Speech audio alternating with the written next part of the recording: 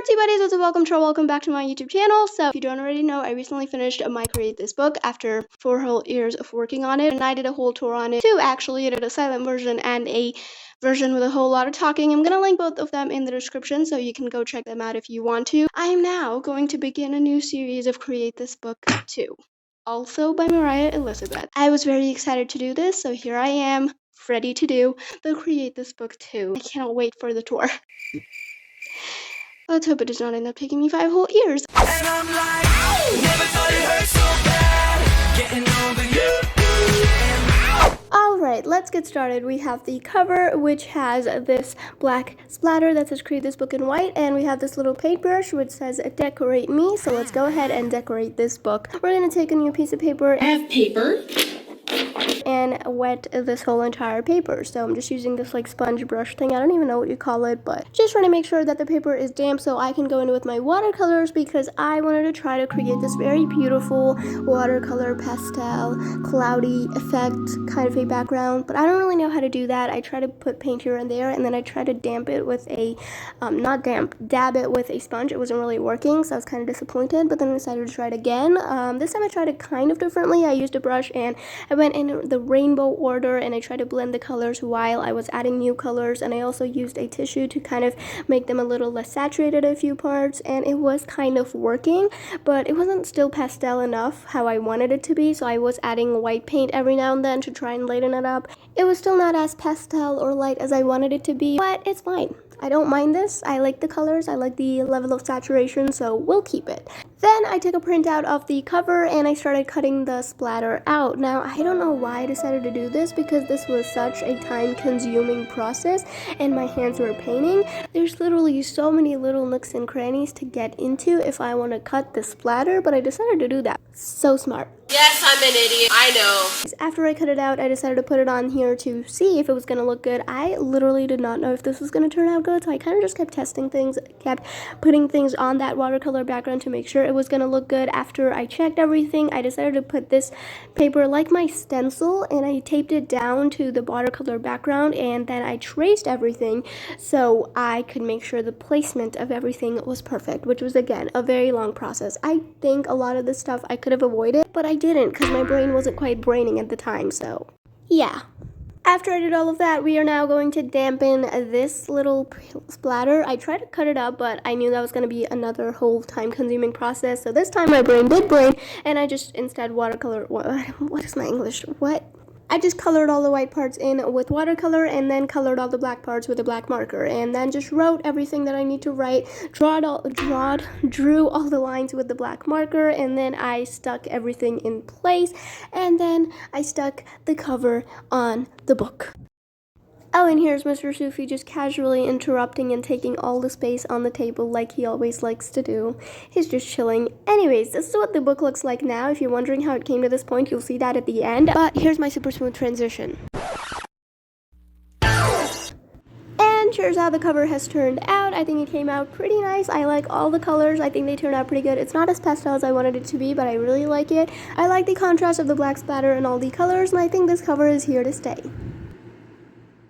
Now onto the first page of this book, which just has this huge splatter again from the cover, and it also has this little thing which is by Mariah Elizabeth and Who, and then a bunch of empty space, and I have no idea what to do on this page, but I drew a bunch of wobbly lines in hopes to create those really aesthetic checkers, but I wasn't sure what color to go for. I was confused if I should choose like a light blue and a dark blue, or if I should choose like a yellow or something, so I was like, you know what, why am I thinking so hard trying to decide on one color? We have a perfect combination of 7 colors, let's just use that. So that's what I used, the rainbow.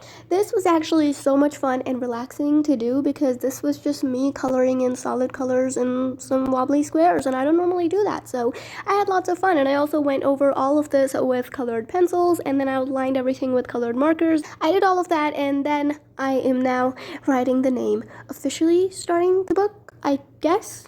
I don't know. But yeah, this is a book by Mariah Elizabeth and me.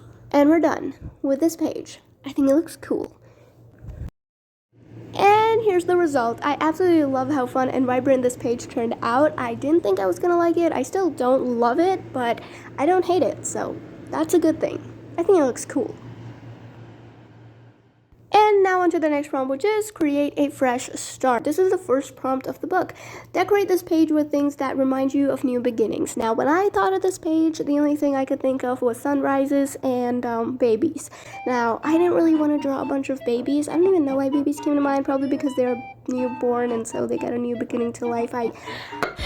I'm an idiot. Oh my gosh. I'm an idiot. Anyways, I decided to go for the sunrise idea because I did not really want to draw a bunch of babies. So basically, I'm trying to draw a sun coming out and putting all of its rays because it's like a sunrise is like a new day, a new beginning for you to do new things. Wow. I don't really know if it's very creative or not, but I thought it was good enough for me. I don't really want to go in too deep. So yeah, just doing the sun. I just drew the sun, a bunch of rays, and then I used different shades of yellow, which this page was so much fun to do because I love yellow and I just loved making so many shades of yellow and then just painting them. And now we're writing the beginning date, with which I decided to get a little creative, wrote it with orange, and then added some 3D effect to it. And now we're gonna write my goals for this book, which is first is to write date on every page, which I know is very basic, but I want to do that, so I'm just including that there, and then create original stuff. I want to try and come up with more original ideas, so yeah. And then I wrote have fun, because sometimes when I'm making these episodes, I just put too much pressure on myself that this page must turn out absolutely incredible, so I need to remember to kind of be chill and have fun. And for my last goal, I wrote don't take 4 years, which I really hope I don't. After writing down the goals, I am now going and drawing the lines on the rays to kind of clean it up a little and make it look very nice and clean. You can barely see the lines, but it's there and it neatens things up.